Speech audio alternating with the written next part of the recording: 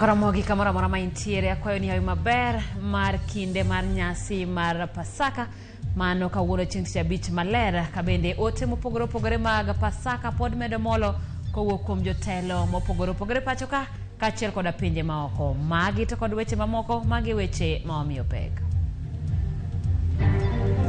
Nia ni kwamba kama Wakenya tukae pamoja, tuunganike na hata tujumuishe Wakenya wote kwa namna hiyo, ili ya kwamba tuweze kufikia na kubaliana mambo ambayo yataweza kutusaidia sisi kama na Kenya. Jo Kristo ingo tich abich maler motelo nyasi mar Pasaka. Kisumu County is prepared. They have quite a number of products that we want to market. As I experienced the water bus. County ma Kisumu bago nyasi makende mar jiwo chenro mag limbe county no. Kanyaga ne yoni mi contractor moro ni side Nyangwete ginindo kanyo. Sani olalo molos kani wachulo siling 100 siling 50.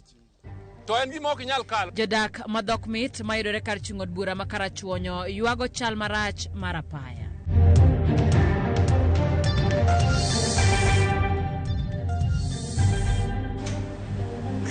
Machiegni kwa Ramogi bedo ni wantiere kinde mag nyasi mar Pasaka ma en thuolo mari mar oro ote mar kwayo Pasaka maber ne anyuola kaachiel kod osiepe. Abiro yudo thuolo mar somo moko kuom otego par ni nyalo oronwa en namba mar lai machuok mano na namba ma en 33600 kata bende yudo wakanyo Ramogi TV kama wabiro achiel kachiel Ramogi TV bende wantiere YouTube, wantiere Instagram kaachiel kod Twitter. Machiegni nyinga Simfros Okinda jaloko marwa Belinda Adhiambo.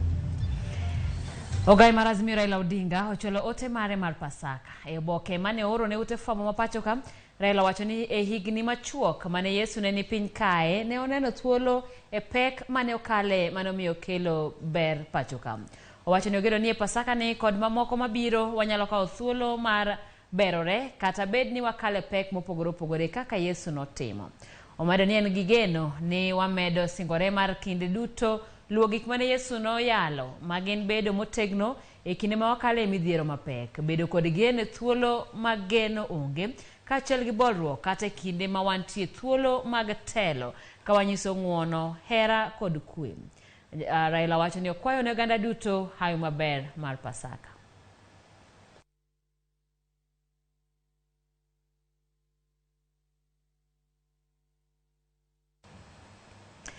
Kapod wantiere ote mag nyasi maber mar Pasaka, jatend kanise ma Kopere kata kanisa ma Kopere e piny mangima Pope Francis ogolo ote mar kwe kod bolruok e kinde mag Pasaka.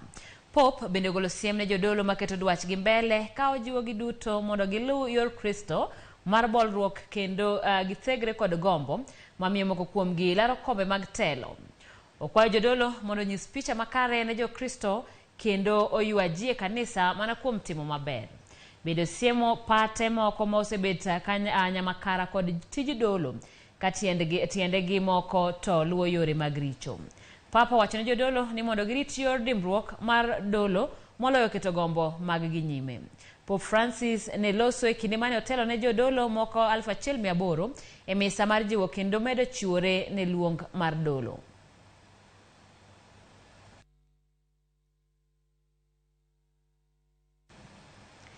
E dinde mopogore opogore kawuono dhialo odiochieng' miparo sand gi tho Yesu e piny ngima e ikruok ne nyasi mar Pasaka.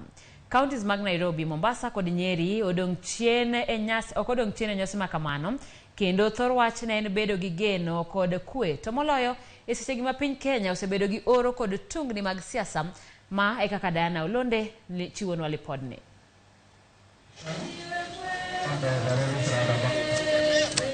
Apaya mopogore opogore pachoka nopong' gi rangi marakwar kod rachar odiochieng' madinde kaka Kopere, Anglican kod Lejo paro sand gi tho Yesu mong'ere kaka Good Friday.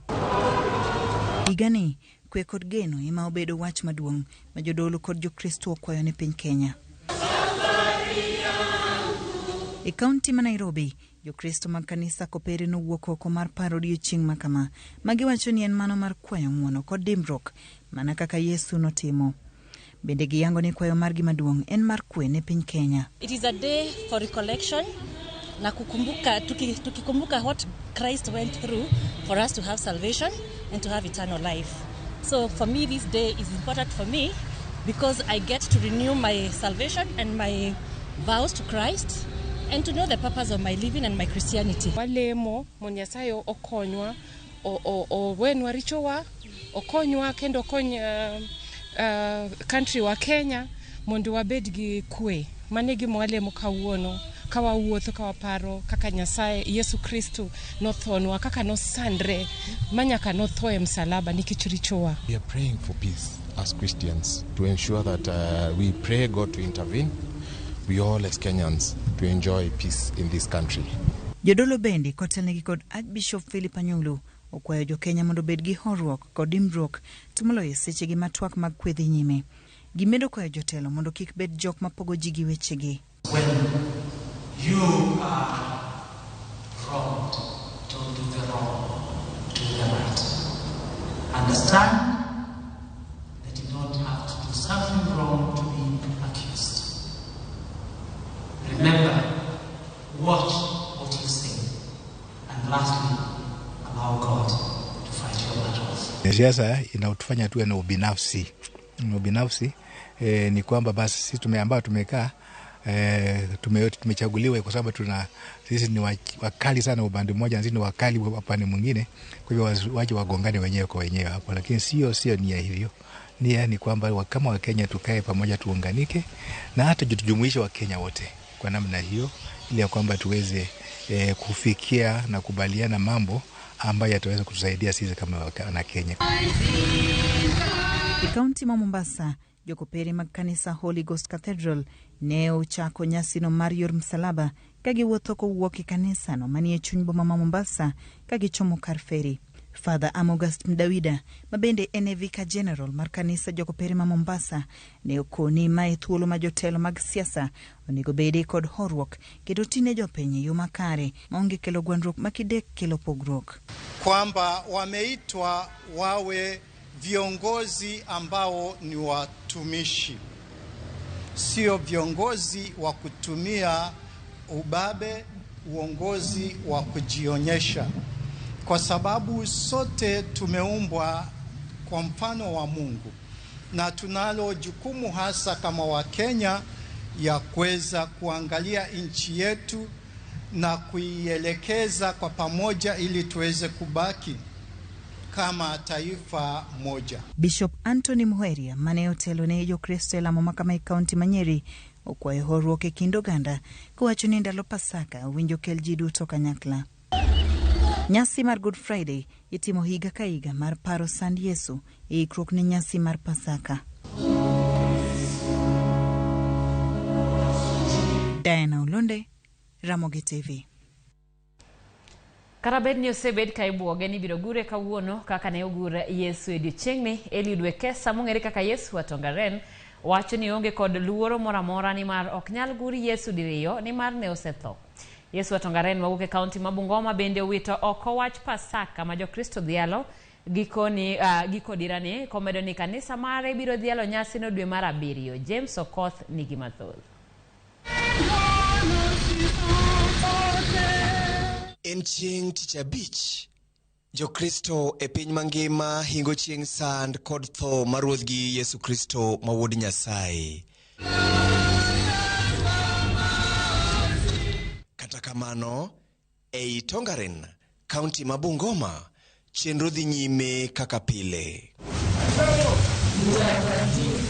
Kalure gi jodinno, din mabende nigi sunga kod nyadhi mar bedo gi Ruodhgi ma Yesu Jatongaren.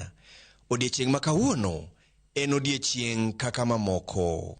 Yesu Jatongaren yie kodgi e parono kokwedo moko kuom jomoko malieko e mbui ni gidwa gure kendo olero ni Pasaka mare ibiro hingo dwe mar 7. Katika malango haya Pasaka ambayo inasherekewa na wanadamu, mimi Yesu mwenyewe hiyo Pasaka kwangu siwezi kuisherehekea. Hii Pasaka kwa Yesu mimi haikubaliki, maana ni mambo inayotendeka kule Babylon kulingana na maandiko, kitabu jinsi kinavyonena. Mimi nina Pasaka yangu huwa inafanyika mwezi wa 7. Kalure gi jodinno ok giyie gi wach guro mar ruodhgi ma Yesu Jatongaren e kinde Pasaka gi, kendo gihum nono gima omiyo jokristo mamoko guro ruodhgi kindegi, kendo ni tarik 25 Disemba giwacho ni ruodhgi ochieri chunygi. Kama unasema Disemba 25 msikizaji, Yesu amesaliwa ndani mwako, mbona wewe unataka kumwangamiza tena? Hapo hivi ni kinyume. Utakuwa umetenda vizuri mbele ya Papa Mungu. Asa hii Pasaka si halali kabisa mbele ya Papa Mungu. Ma emomiyo Yesu Jatongaren dhi nyime gi chwalo weche din maonge luoro moro amora kata chich ni jopiny nyalo lidho magure. Wale wanaonena ya kwamba wanataka kunisulupisha, evil spirit, ile roho ya mpinzani ndio inaingia ndani mwao, ndiposa waongee. Sasa hao mimi nawaombea Mungu awabadilishe na aondolee makamba katika mboni zao, ili nao pia siku moja wakundue hii siri ya Mungu, maana Mungu afanyiwi dhihaka. Maibiro bang' jopiny por embui kendo bwogo ni gidhi guro Yesu Jatongaren. Kata kamano, koro chalo ni nyocha gin mana weche mbola kata angera. James Okoth, Ramogi TV. Aworo wach Yesu Jatongaren. Jatend migao mar limbe, le mag bunge kod kido gi timbe Penina Malonza okwayo jokanyo e sekta mar limbe mawuok e alwora ma imbo mar Kenya mondo orwak yore limbe kaka yor ywayo yore dongruok mag limbe alworano. Oyango ni migao no dhi temo yore duto mag jimbo kwan jolimbe thurka kowuok e milion 1.4 masane nyaka milion 5.5 e higni 3 mabiro, kendo dhi bero tudruok ma imbo mar Kenya kod alwora mar Nam Chumbi to kod Nairobi. Millicent Adhiambo no chopo e nyasi no kendo miyowa kaka weche ne chalo.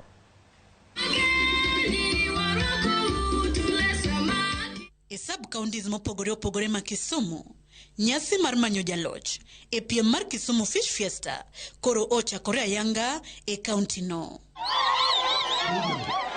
Nyasi no ne oyaw kod tuke mopogore opogore kamoting'o mano mar piem yiedhi, tuk ywa tol e kind joma mine gi joma chuo mawuok e sub-counties duto ma Kisumu, dusruok mar nyidendi e migao mar limbe, miende manyiso luo kitwa gi timbewa e kind mamoko. Jatend migao mar weche limbe Penina Malonza emane wendo modhial e yapa yanga mar nyasi mar nyisruok madhi kawo ndalo 3 e chenro mineno mar geto bero yore limbe kod ohala e alwora ma Kisumu. Jatend migao no notiyo kod thuolo no mar diro kuot ne jokanyo e sekta mar limbe e gwenge maimbo mar Kenya mondo oride okanda mar nyoyore limbe e alwora no. There's quite a lot, and I want to tell Kenyans that Kisumu County is prepared. They have quite a number of products that we want to market. As I experienced the water bus, I think it's high time for Kisumu now to connect us with Uganda and with Rwanda through the water bus, which is one product that we're looking forward for. And of course, beyond the water bus, for the normal people and for the medium class people, we're looking forward to having a luxury cruise ship that is running between Victoria all the way to Kisumu, from Kisumu city all the way to Kampala city in Uganda. Kaluore gi Malonza, ten migao mareno osegoyo kenge motegno mar ting'o malo yore limbe nyaka nomak lemo mar jatend migao mar weche limbe. My work is to bring numbers, and you have seen that within the 5 months I've been in office, we've been able to boost the numbers. I'm looking forward to boosting the numbers of Kenya in the next 2 to 3 years to 5.5 million. That means Mombasa will not be able to accommodate this 5 million, but Kisumu is another flow. We have now direct flights from here to Mombasa, and we have seen how many tourists are flowing, international tourists. Malonza no kwayo 10 counties mawuok imbo mar Kenya mondo los yore motegno mag bero yore limbe mondo counties mek gi bende oyud thuolo mag yoyo welo e alwora gi ahinya to ka gitiyo kod were mopogore opogore. Weche manosir lwedo gi jalup gavana ma Kisumu Dr. Matthew Zowili. This morning you will have a work to dance for our tourists at a pay, not for free. The young men who are doing the tug of war, you will have an activity that is paid out of your talents. The Miss Tourist, the beauty and the brains that we have, we want to use those beauty and brains also to bring something. Nyasini, talanta. We are also using this opportunity to showcase talent and to also ensure that those who are talented with Kisumu Fish Fiesta obagi dhowath madunga hipo kendo bro rumo chieng' Jumapil tarik 9 dweni. Millicent Adhiambo, Ramogi TV, Kisumu County. Bad migawo mochung'ne rito alwora e pacho ka NEMA oloro kar tongona mong'ere kaka Oyster Bay mayudore kar dak ma Kilimani County ma Nairobi. Apisas mag NEMA e County ma Nairobi kod apisas mag arita noriwore apedha kaluwore kod ywak jodak ewi koko mosebedo kawuok e kuonde tongona. Wachore ni Oyster Bay nokoso luwo chik mar loro manomigi gi NEMA. Otieno manyoro apisas mawuok e bad migawo mochung'ne rito alwora e pacho ka NEMA, apisas mochung'ne alwora e County ma Nairobi kod apisas mag arita nochopo e kar tongona ma Oyster Bay, boma ma Nairobi mar loro kar budhono. Ma biro tok oganda modak Valley Arcade alwora mar kar tongona no, ywak ni koko mathoth mawuok e kar tongona no mayo gi kwe. Joma nodonjo kar tongona no mar kweyo wigi motelo ne nyasi mar Pasaka nochuno mondo wuogi kata obedo ni ok giwuok kuom hechgi. We have received numerous complaints. The county and ourselves have enforced a couple of times. Many times we've issued orders, they've been arrested.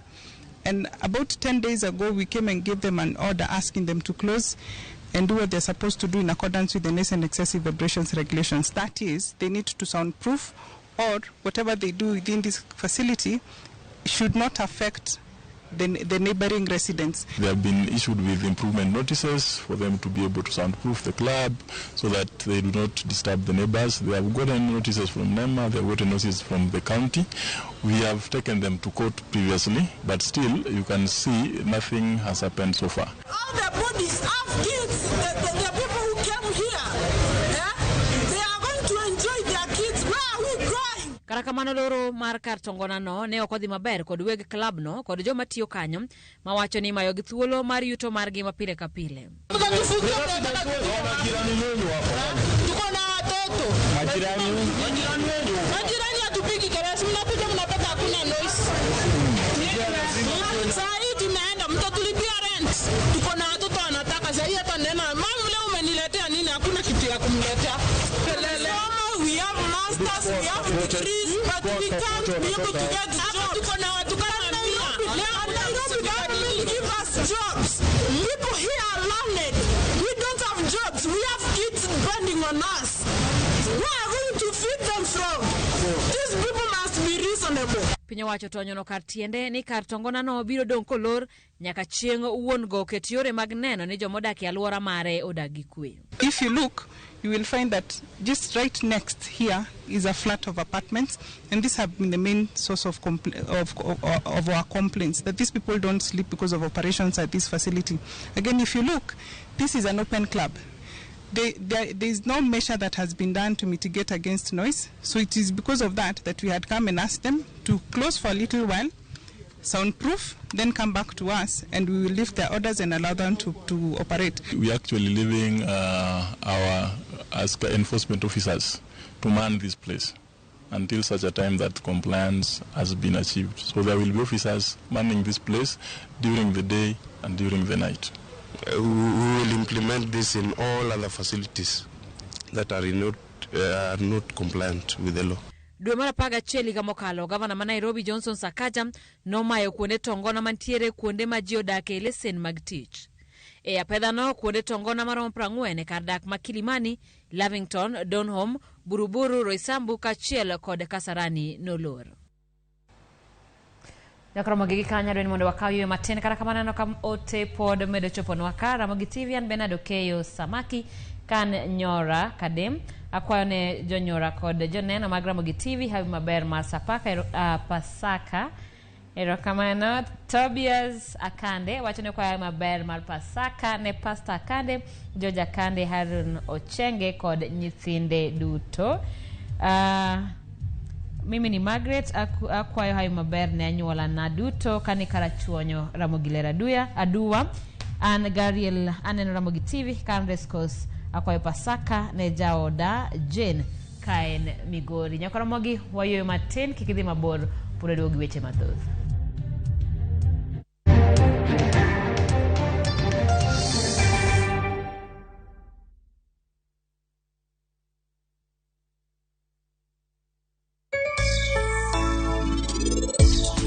To kapok bani otimarus gi wuoda, ino kibineno tina.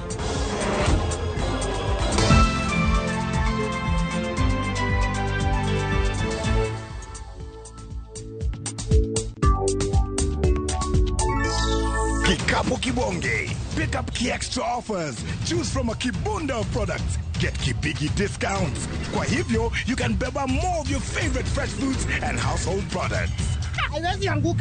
Naivas saves you money.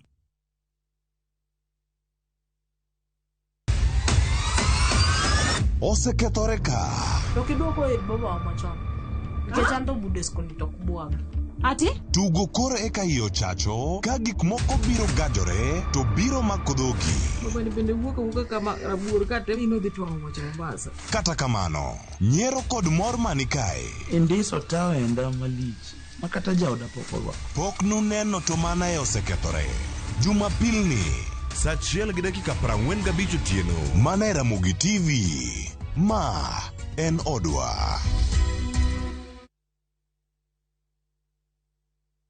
Ne wapenjo mine ma pacho kae mondo nyiswa gino magirango e mo mar lotion. Kawuono wadwa pimo kind mo mar lotion manengone ni malo kod mano manengone ogonyore. Ang'o momiyo ichulo omenda mang'eny? Nyiewo Nice and Lovely Body Lotion en yiero makare kendo madeo fuki. Oyomo pien del, ober kendo ibiro here. Yier lotion namba 1 e Kenya kae. Wakelo ni mok kuon mar Joymax Maize ma en gino makare ka imedo e chiembi mapile. Mok kuon marwa ok ni kod ndhadhu kende, to en kod madini mathoth mabeyo ne ngimani. Olose kod bando mabeyo ma oyier kendo regi e yo makare. Joymax Maize Meal iuso e nengo moyweyo ne ji duto madwaro dak e ngima makare. Kata ka idwaro medo teko mar dendi kata rito roteke mag dendi, yiero makare en Joymax Maize.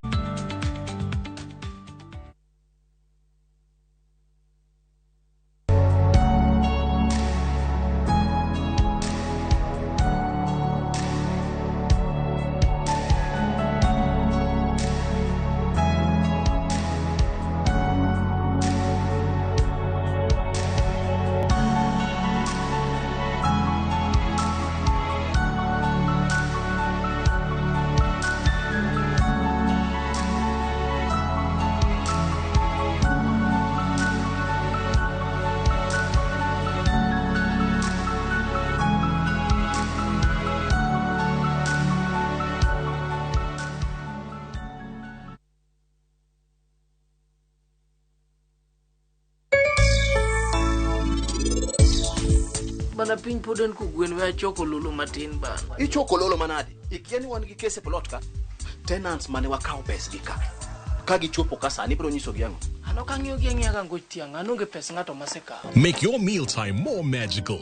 Buy any participating pack. Check under the cap to get your code and stand a chance to win free food shopping for a year, plus millions in instant cash, airtime and shopping vouchers.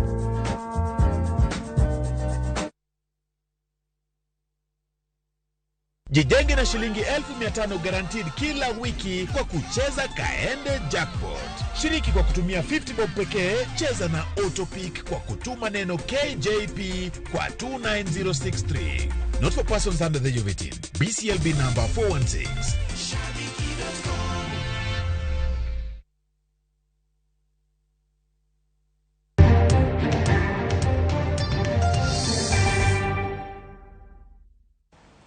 Machiegni kendo nyaka Ramogi, jowuoth mathoth mane dhi Imbo mar Kenya ne Pasaka ne omoko e kuonde idho geche kaluwore kod nok geche madhi e gwengego. Kata kamano, kuonde idho geche mamoko to wacho ni ohala ok obedo maber ahinya kopim kod kaka ne en higa mokalo. Ma en lipot manolos kod Brian Nyilima kosome kod Jailieta. Ma en kar ng'ado tiko mag nyamburko mag Easy Coach ma boma ma Nairobi. Jowuoth okwamo. Giywak ni ne gichopo stesen no gokinyi to pok giyudo geche kata tok seche mathoth. Tulikuwa tumekuja asubuhi kujaribu kwenda Kisumu. Tumefika hapa saa 2 lakini hadi sasa hatujapata gari ya kwenda nyumbani. Gari zenye tumejaribu kubook zilikuwa zimejaa na sasa tumeambiwa tuongoje, lakini hatujaweza kuona hiyo gari. Na nilikuwa natarajia kusafiri saa 2. Moko kuom gino momiyo gideko e safachgi. Natoka Rwanda, natembelea huku Nairobi, lakini niko na familia yangu pale Kisumu. Magari naona ni ziko, lakini watu ni wengi. Kwa juu hivi tunakawia hapa, tulikuwa tunaongoja magari. Kato bedo ni thoth nyamburko ne opong' kendo chenro mag wuoth norochore. E kar ng'ado tiko ma country bus, jotich wacho ni geche duto ne ok opong' kendo jowuoth ne ok ng'eny kipimo gi nyasi ma Pasaka ma higa mokalo. Kalure kaka pile ka pile neni every years mwadhiga Pasaka, sani ok wayudo ji mang'eny kalure kiwango mwayudoga. Koro kata gache pod wantiego, ma kata ng'ama dwaro dhi wuoth pod nigi nafas. Oku wakoso geche ruok to jibe okwaneno molak gache ka. Jong'ado tiko e tesendno wacho ni pek mar ngima othiro ohand wuodhe mag nyasi ma Pasaka gino momiyo oganda chano wuoth kidam. Johala bende oywak kaka ohala odok piny, kata bed ni ji okuothi, jonyiepo bende onge. Kasi ya leo ni mbaya sana, hata kama kuko na watu hawakuli. Watu wakuli sana juu, sasa watu gari leo imepanda. Watu wanasafiri, sasa mtu anasafiri tu na jaju, pesa hakuna. Maisha imekuwa ngumu kabisa kwa kila mtu. Mtu alikuwa na jiweza, saa hii hujiwezi.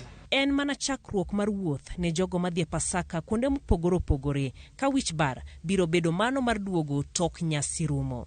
Jailieta, Ramogi TV. Kawadhi nyimeni moko kuom jod bura mag Azimio siro lwedo paro mar yaro chenro mar timo twak e kindgi kod piny owacho mar Kenya Kwanza mar nywano nyaka jolony e kidienje mopogore ma ok jod bura kende.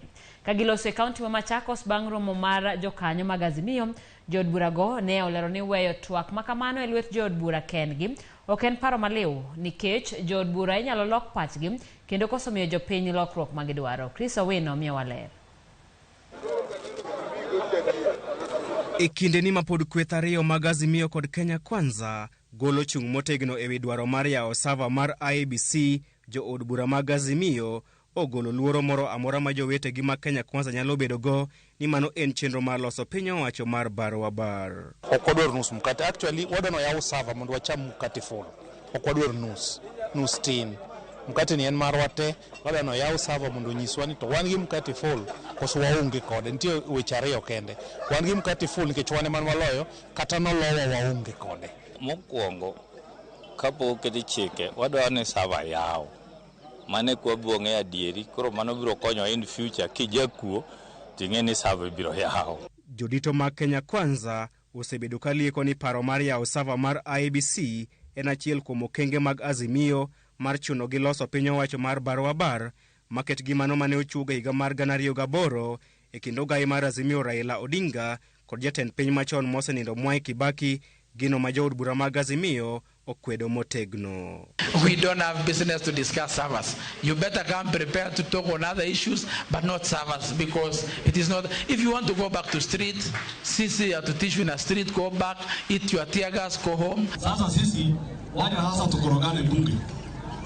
Sababu rais amesema hiyo maneno ikuje bunge, waje ikuje bunge na sisi kama wabunge tutafanya kama sisi. Sisi pia si rais. Kagiloso bang' romo mar jokanyo mag Azimio mane otimore kaunti ma Machakos chieng' tich ang'wen, jod burago bende owacho ni kinde oromo mar miyo duond buche thuolo mar gwelo jokanyo e komiti mochung'ne gwelo commissioners mag IEBC kaka timore e pinje ma oko. Wadwaro ni jo political parties ema yiero panel madhi interview the commissioners. O kaka nyocha ikawogi e bat migawo mar sirikal. Mano wadagi kendo waumo wiwa piny. King'iyo pinje maoko, iwacho ni joma yiero commissioners mag IEBC gin jok mo ogwel gi parties mag siasa. In South Africa, offices malong'o emoketi magin permanent, maka gitimo kosa to pod inyalo yudgi. Ne gikwedo weche mosebedo ka ifungo kod kweth mar Kenya Kwanza ni gibuto e tok pek mar ngima e pacho kae e chwalo ajenda margi mar siasa, ka bende gisiro lwedo paro mar nywako jolony e twak madhi timore e kind kweth ariyogo. Omiyo nitie gik mwaketo machalo kaka duoko bech gik moko piny, to yawo savano be waketo kanyo. To kapok giyie timo mana, to koro romo moro mane waromo ma ratiro mar jopiny mwa consult go jopiny cha, mano waneno ka pod dhi mbele nyaka chieng' moro weche mwatimogo giyiego ni kare ginyalo timo kaka sirikal. Gini ok odono bede bunge, nikech bunge ng'ani noseng'iewo ji duto.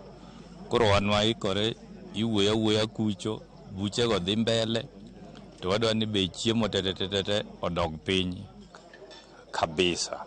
Bang' Azimio chwalo nyinge 7 madhi bet e komiti madhi tayo twak e kindgi kod Kenya Kwanza, pap koro odong' ne Kenya Kwanza mar golo kweth margi.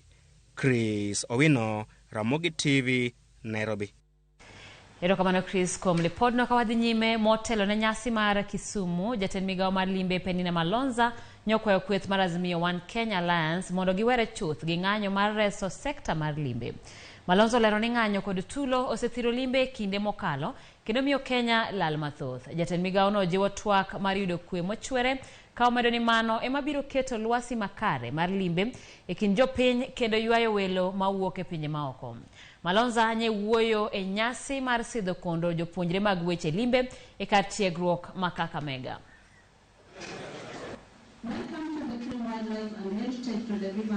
The President of the Republic of Kenya, Honorable William Samoei Ruto, is committed and interested in activating the Western Gate tourism circuit. And under instruction of the CS, we have formed a team, we are farming up to the concept, and very soon we'll be going back to her in terms of facilitation to move forward. So for us, the government of Kenya through the CS, he will just facilitate us. It's about us getting organized as a region. It's only about county government of Kakamega, but the Western Kenya tourism circuit. I know Kakamega county residents and the county government of Kakamega is against the same. So I'm encouraged and committed, and I believe it will not be solved. We have every reason to say no to what was happening 2 weeks ago. Because when it happened, I can tell you for sure, I had a cruise ship that came from Europe. It went to Tanzania. I had 7 direct flights to this country. They went to the Zanzibar. You can imagine how much we lost. And you can imagine where economy is today. We have a struggling economy. And tourism is one ministry that is going to unlock this economy. I want you to support me as I work in this country, mapping the products that we have and marketing them both locally and internationally. And so I want to ask you, support the current government and give us peace so that we can kickstart the economy of this country. Jopiny matiyo gi apaya mawuok Kanyadhiang', Pala, Alara to chwe nyaka Kadel e kar chung' od bura ma Karachuonyo ne obago ng'anyo mamul ka gikwedo go rach mar apayano masani ochot kendo ok nyal kalore. Ali Abich nigi mathoth ewi apayano mosekelo pek wuoth e gwengego. Apayano mabende tudo gwenge mathoth e kar chud bura ma Karachuonyo sani ochot machiegni kod senta mar dhok mit ma oloso aora matut maketo ngima jopiny kama rach kaluwore gi koth madhi nyime gi chwe pacho ka kendo rach mar apayano. Yore mag wuoth kod chenro mag ohala ma jopiny osebedo ka dhigo nyime sani koro rochore. Yoni e yo matiyogo nyaka nyuola nonge kos timo kos mar boda. To gima wanene yoni ok en gima oromogo. Kanyaka ne yoni mi kontrakta moro ni e site Nyangwete ginindo kanyo. The same ma Kodula bende obedo kanyo, watu wainyore wathagore. Sani olalo molos kani wachulo siling 100, siling 50. To en gima ok nyal kalo, ji mang'eny madikoro setho ka. Kadel ka kia Kajimo nyaka Kadel en siling 150 ka kodh chwe. Wakaw siling 300 gi gimomiyo. Jo apiko matiyo gi apaya no ne ochuno mondo bag ng'anyo mamuol ka ginyiso e chwang' margi ewi midhiero marach mar apaya no osekelo negi e sekta mar boda boda. Yoni oriyowa gi jo Kibiri, yoni oriyowa gi jo Koguta, yoni wakale ji mang'eny nikech en moriwo borders. Sani olalo iloso ka, to lalo no ijugo ma siling 100, ilugo siling 50. Jongware chandore, wakwayo ni koponu yie. To ulosnwa yoni bondo wamba bed gi freedom mar ng'ado stika. Ngima jopiny kod jowuoth matiyo gi apaya no bende ok ne kama ber e kinde ma gitiyo gi daraja mar yien manoketie wi aora molosore wang' apaya no. Ka ndara ni ong'adore to nwabede parachiel kaka jokombe ma Westward. Wachango pesa, loso go daraja makoro nyumo ji be seche moko ni. Kanwa lose Nowa choko pesa maromo sing alfabich ni. Nowa manyo go bepe go musmwa keto ka. Sani koro chunowa ni nyaka wachok pesa. To jo apiko gi ywak gi jo piny madhi kohala. Jo ohala midhi nyiew to gi jok biwar be ywak nwa. Koro onge gima tang' watim kaka jo boda boda wakwayo jotendwa wuoguru oko mondo konywa. Rach mar apaya no bende kelo lal maduong' ne joma timo ohala e alwora no. Aloko dhok mit ka kaka mwandu na kalo onge nyanjo towe at te kaka ringo onge yawa to dhok mit ka mon nyuol mane wanga ye. Atimo ohala dhok mit ka mar loko mafuta. En jumbe adek ka gari makelo mafuta ok nyal biro ka. Jo apiko wagi chandore kendo koro onge kaka mafuta nyalo biro ka mondo jogi okonyre. Mine maloko hala nigi chandruok mokalo. Miyo nyalo ting'o rech atua mabor kabisa kuting'o rech e wiye mondo oyud kaka ang'o nyalo keto kuon e mesa. Tok nyalre nikech onge kaka mafuta inyal modh ka. Ma en ndara maduong' ma jopiny osebedo ka konyore godo ma kawuono lokore bugo kendo chenro mag ohala kaachiel kod yore mag wuoth sani ok nyal dhi nyime apaya ni. Kwayo maduong' ma jopiny nego en mondo jotelo makono winj ywak margi mondo chenro mag wuoth odoge wang'e e apaya ni. Alia Beach, Ramogi TV, Homa Bay.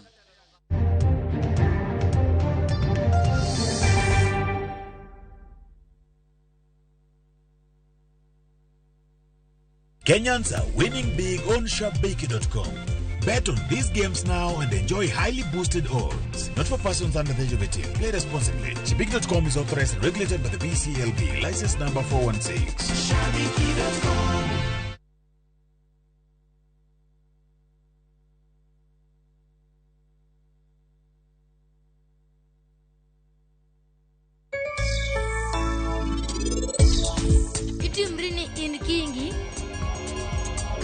Chike nyimdite Kingi sani anakeliki Krusa indwa neno gimana bro timoni. Make your mealtime more magical. Buy any participating pack. Check under the cap to get your code and stand a chance to win free food shopping for a year, plus millions in instant cash, airtime and shopping vouchers.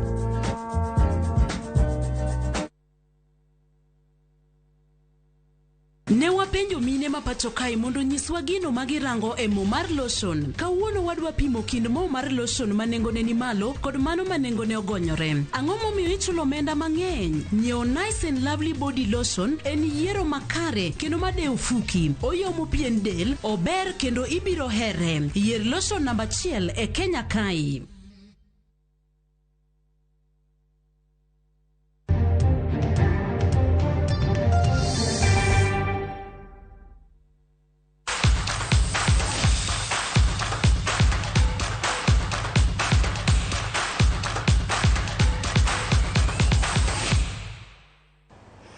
Machiegni kendo nyako Ramogi jaloch mar midila mar bronze e piny ngima kind rowere mar raga Nancy Cherop noyudo loch e piem mag mit alpha-dex steeplechase e piem mag jok mane piny mar higni 18 manotimore Nyayo Stadium. Joylin Chepkemoi ne otieko e thuolo mar 2 ka koro odhi donjo e tim Kenya madhi e piem mar Afrika e piny Zambia.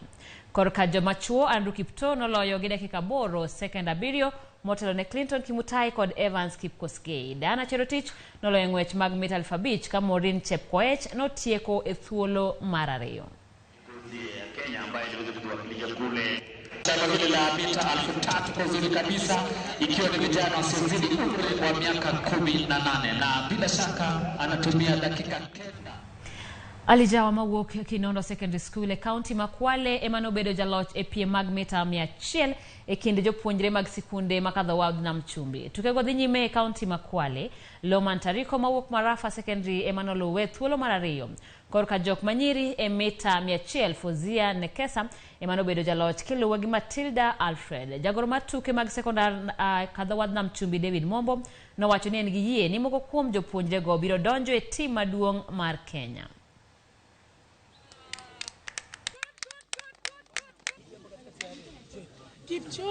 Haya, tunaomba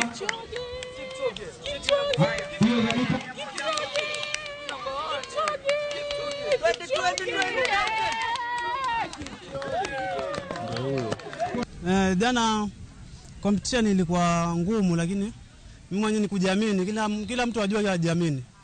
So jana ni qualify nikaingia final leo, na leo pia nimewakilisha na nimekuwa namba 1 hivyo.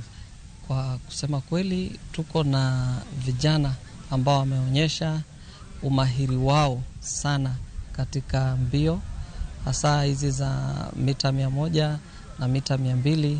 Na kijana anaitwa Alijawa, anatoka Kinondo Secondary, anafanya vizuri sana.